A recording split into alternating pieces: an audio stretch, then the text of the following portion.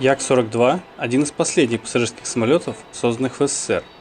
Его начали разрабатывать в 1972 году, а уже спустя 2 года построили первый летный экземпляр, который поднялся в воздух 7 марта 1975 года. Невероятно по нынешним временам скорость проектирования. Особенно если учесть, что полетевший не так давно МС-21 создан на основе проекта Як-242, который в свою очередь задумывался как глубокая модернизация Як-42. А тогда, в 70-е годы, в КБ Яковлева пошли по простому пути. Взяли удачную концепцию самолета Як-40 и промасштабировали ее в сторону увеличения. 3 двигателя в хвосте, Т-образное хвостовое оперение, встроенный трап. Первый прототип Як-42 даже имел почти прямое крыло, аналогичное крылу Як-40.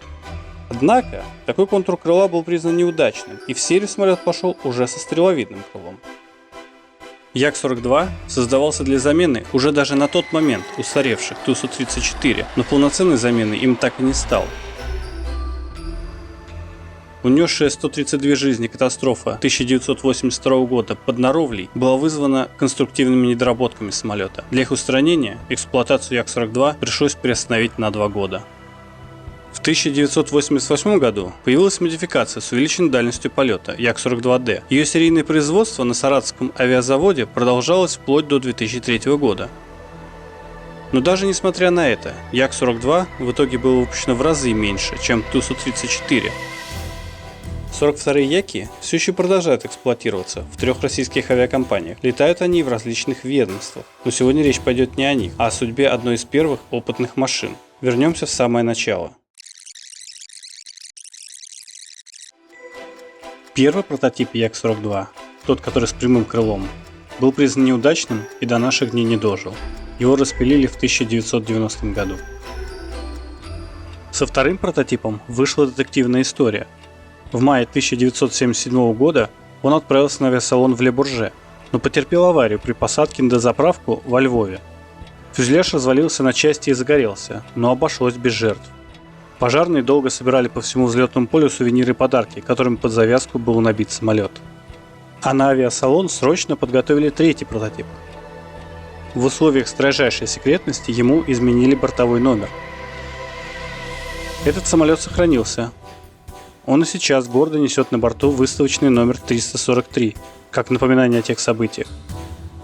По сей день он служит учебным пособием в Киевском авиационном университете. Хранится в ангаре в рабочем состоянии, хотя и частично препарирован. Пятый прототип, если верить легенде, Светлана Савицкая посадила на аэродром Смышляевка, где он уже 37 лет помогает проходить практику студентам Самарского аэрокосмического университета. Еще один прототип, но уже из числа серийных машин, можно увидеть в Москве, на ВДНХ. Самолет также выставлялся в Ле-Бурже, но в 1979 году. За прошедшие годы самолет полностью лишился интерьера пассажирского салона. Был несколько раз перекрашен. Хотя, конечно, им повезло гораздо больше, чем соседу, предсерийному Ту-154. А нас сейчас интересует 4-й опытный Як-42 с бортовым номером 42302. Ему посчастливилось попасть в известный рекламный ролик советского внешторга. Самолет был выпущен 22 апреля 1978 года Московским машиностроительным заводом «Скорость». 17 мая летчик-испытатель Михаил Шевиков поднял его в небо. 1 июня он поступил на летно-испытательную и доводочную базу ОКБ Яковлева. Налет за время испытаний оказался небольшим, всего 177 часов и 39 минут, 112 взлетов и посадок. Не прошло и 3 лет, как самолет был списан. 11 февраля 1981 года летчик-испытатель Владимир Лягушкин перегнал его в Монино, посадив на замерзшую полосу старого грунтового аэродрома. Так самолет оказался на вечном хранении в музее ВВС. От тех времен осталось совсем немного кадров. Вот Як-42 позади прилетевший годом ранее Ту-144 и Як-40. Вот он же, спустя несколько лет, позади видно прилетевший в 1986 году бомбардировщик 3МД. В советское время самолет был доступен для внутреннего осмотра.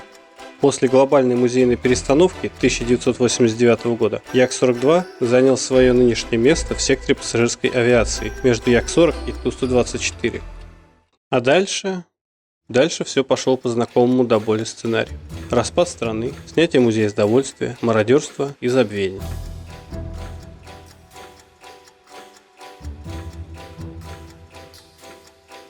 2005 году в музее начали работать волонтеры. Трезво оценив свои силы, они решили ограничиться внешней помывкой и оставить самолет до лучших времен. Наконец, в 2019 году лучшие времена для 42-302 наконец наступили. Звучит парадоксально, но толчком к этому послужила страшная авиационная катастрофа. 11 февраля 2018 года вылетевший из Домодедово Ан-148 саратовских авиалиний упал в Раменском районе Подмосковья. Погиб 71 человек. В мае того же года по результатам проверок Росавиация аннулировала сертификат авиакомпании. Оставшиеся под маркой «Саратов» авиасамолеты были выставлены на продажу. 14 марта 2019 года последний летающий Як-42 покинул аэропорт Саратов-Центральный. Оставшимся на летном поле машинам была уготована утилизация.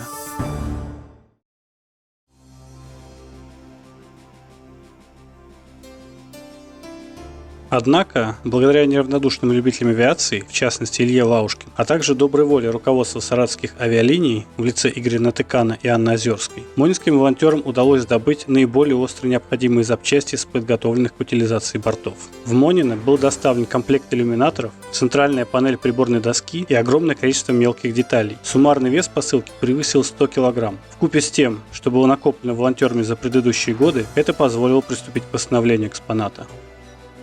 Работа впереди предстоит колоссальная. Недостаточно просто прикрутить все на место и протереть пыль. Вандалы уничтожили 9 иллюминаторов, сломали панели индивидуального освещения и повредили практически все мелкие детали интерьера. Пассажирские кресла многие годы хранились в ангаре. Поролон в них успел сгнить. В кабине пилотов не осталось почти ни одного целого прибора. Повезло, что несколько панелей приборной доски уцелели в музейном хранилище. Судя по шильдикам, они пролежали там аж с 1992 года. Снаружи самолет выглядит отвратительно. Краска посыпалась, налипло много грязи. Шасси полная беда. 30 лет назад самолет поставили на асфальтовую дорожку, которую он благополучно продавил насквозь. Машину нужно вывешивать, ремонтировать колеса и устанавливать на бетонные плиты.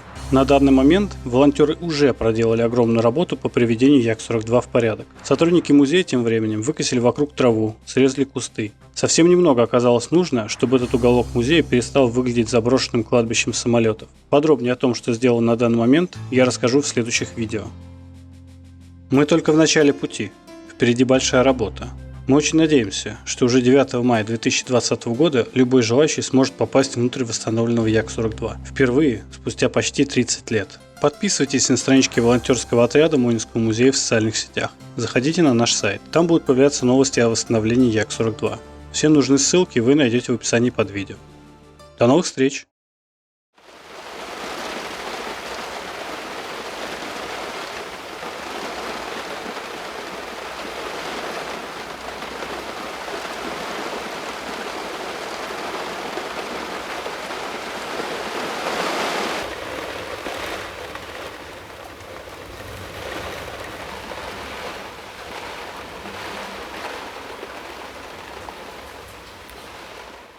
Текст читал Андрей Хомич.